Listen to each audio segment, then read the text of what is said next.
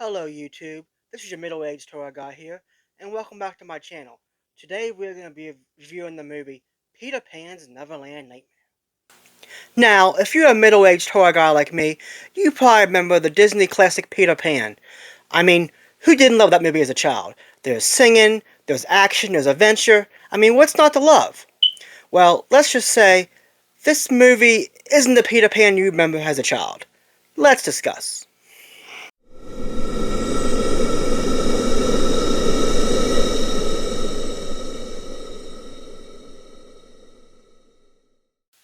Now, this is the third movie in the Twisted Childhood universe, or so-called Pooniverse. Obviously the first two being Winnie the Pooh, Blood and Honey 1 and 2. Now, this movie is directed by Scott Chambers, ironically, the same actor who played Christopher Robin in Winnie the Pooh, Blood and Honey 2. So basically the premise of this movie is Peter Pan, played by Morton Portlock, kidnaps this boy named Michael, and his sister, Wendy Darlin, played by Megan Placido, tries to rescue him before he can take him to Neverland.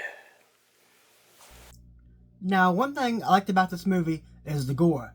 This movie has a hell of a lot of gore, and a lot of it seemed to be reused of practical effects.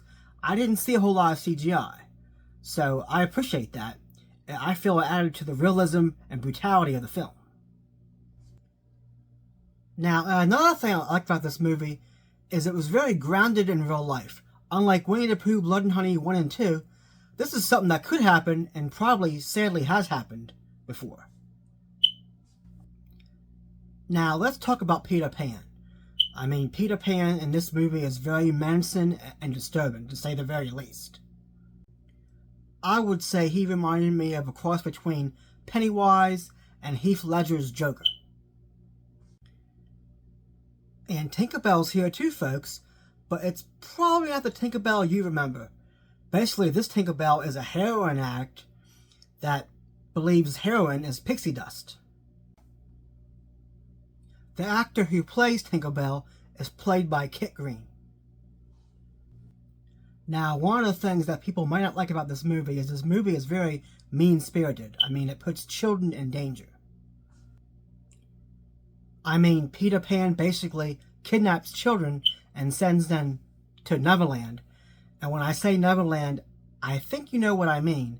And that may rub some people the wrong way, especially parents. I mean, you almost feel sorry for Peter Pan. Obviously, he was abused as a child and has mental problems, and just like Tinkerbell, is heavily on drugs. I truly believe that he believes that what he's doing is for the greater good of the children.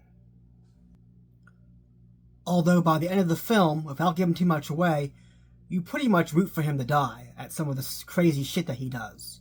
Especially the Tinkerbell. Now, one thing I wish they would have done better was flesh out some of the characters a little bit more, especially Tinkerbell.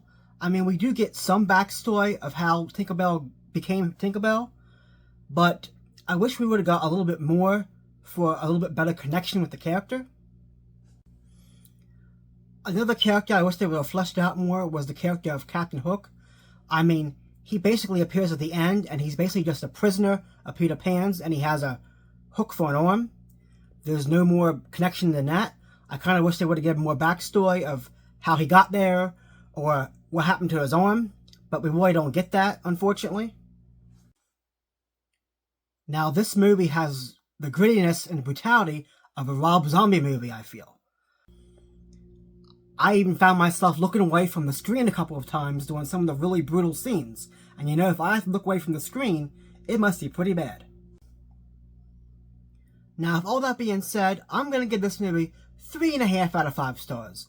I really liked it, but this movie is very mean-spirited and not for everyone.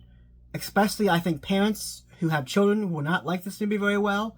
It'll probably rub them the wrong way, and I can understand that. But I do think if you're a horror fan, it's worth a watch. Just not with children. Now, this movie had a very limited run in theaters, so I'd probably recommend you waiting until you can stream it at home. Although I'd probably make sure your children are tucked safely into bed before you put this movie on. Now, with all that out of the way, thanks for watching, and if you could, please subscribe down below. I really appreciate it.